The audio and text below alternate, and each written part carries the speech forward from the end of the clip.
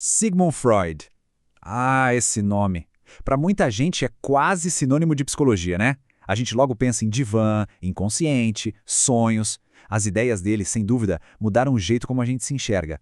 Mas olha, por trás desse ícone todo tinha uma figura bem complexa, cheia de contradições e, claro, muitas polêmicas. Mas aí fica a pergunta, como é que a gente separa o homem do mito? Para a gente ir além dos clichês, a gente vai usar uma fonte, assim, extraordinária. A biografia definitiva dele, escrita não por um pesquisador distante, mas por alguém que estava ali, ó, bem no centro do círculo íntimo dele. E o nosso guia nessa história vai ser Ernest Jones. E olha que interessante, ele não era só um biógrafo qualquer, ele era um amigo íntimo, um colaborador fiel de Freud. A própria família do Freud deu para ele, tipo, carta branca, acesso total aos arquivos pessoais. Então é o mais perto que a gente consegue chegar do homem de verdade, por trás do nome. E é pelos olhos dele que a gente vai fazer essa viagem. Então, bora pro começo de tudo. A nossa jornada começa lá atrás, nos anos de formação do Freud, sabe?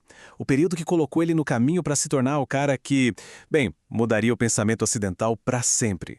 Olha só essa linha do tempo. Ela mostra uma fase de decisões que definiram tudo. Em 1873, ele entra na faculdade de medicina. E, curiosamente, não era bem por paixão, viu? Era mais pela necessidade de ter uma carreira de respeito. Daí vieram anos de estudo, o começo da prática médica e, no meio disso tudo, um noivado longo e o casamento com a Martha Bernays. Cada um desses passos não só construiu a carreira dele, mas deu para ele a matéria-prima, as ansiedades, os desejos, os conflitos, que mais tarde se tornariam a base de toda a sua teoria. Só que o caminho para a fama não foi uma linha reta não, longe disso. Logo no comecinho, uma das primeiras grandes apostas científicas dele o levou para um território bem perigoso, levantando uma questão que ficaria assombrando ele por anos. Isso é tão importante, mas tão importante, que o próprio Jones, seu amigo e defensor, vale lembrar, dedica um capítulo inteirinho só para isso, o episódio da cocaína.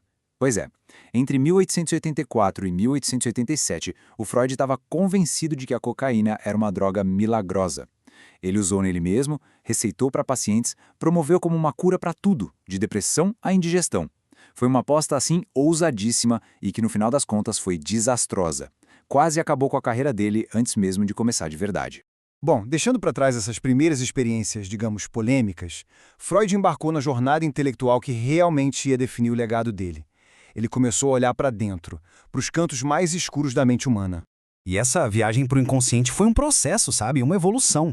Primeiro, com o Joseph Breuer, ele descobriu que falar sobre traumas podia aliviar os sintomas da histeria. Depois, com o Wilhelm Fliess, ele trocou cartas, assim, frenéticas, desenvolvendo ideias super radicais sobre sexualidade e sobre a mente. Mas o passo decisivo mesmo, esse foi quando ele virou o microscópio para si próprio.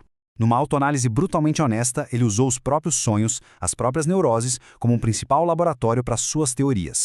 E todo esse trabalho gigantesco culminou na obra-prima dele, A Interpretação dos Sonhos. Quando esse livro foi publicado, ali na virada do século, foi uma verdadeira bomba. Nele, o Freud defendia que os sonhos não são coisas aleatórias, não. São mensagens codificadas do nosso inconsciente. Como ele chamava, uma estrada real para os nossos desejos e medos mais profundos. E ali, a psicanálise tinha nascido. Mas calma, que a história não acaba aqui não. Na verdade, tudo isso que a gente viu até agora, a formação, as polêmicas, o nascimento da obra-prima dele, é só o começo. É a base de um legado muito, mas muito maior. E aqui a gente tem uma noção da escala do trabalho do Jones. Esse é só o primeiro volume e ele cobre tudo isso que a gente conversou. A juventude, o episódio da cocaína e o nascimento da psicanálise, parando exatamente no ano de 1900. O que para a maioria das pessoas já seria a descoberta de uma vida inteira, para Freud era só o começo. Aí vem o segundo volume, que narra a explosão do movimento. As ideias de Freud começam a viajar, cruzam o Atlântico, conquistam seguidores brilhantes como Carl Jung, mas também geram umas rupturas bem dolorosas e críticas ferozes. A psicanálise deixa de ser a teoria de um único homem lá em Viena para se tornar uma força cultural global. E, por fim, o terceiro e último volume que documenta o final da vida do Freud. Uma fase marcada por uma batalha longa e corajosa contra o câncer, mas também pela sombra crescente do nazismo que o forçou a ir para o exílio. Juntos, esses 3 livros mostram a dimensão de uma vida que não só revolucionou a ciência, mas que também atravessou algumas das maiores turbulências do século XX. Então, no fim das contas, quem foi Sigmund Freud? Um gênio que revelou as verdades mais profundas da mente humana? Um provocador cujas teorias hoje parecem talvez um pouco datadas? Ou simplesmente um produto complexo do tempo em que viveu?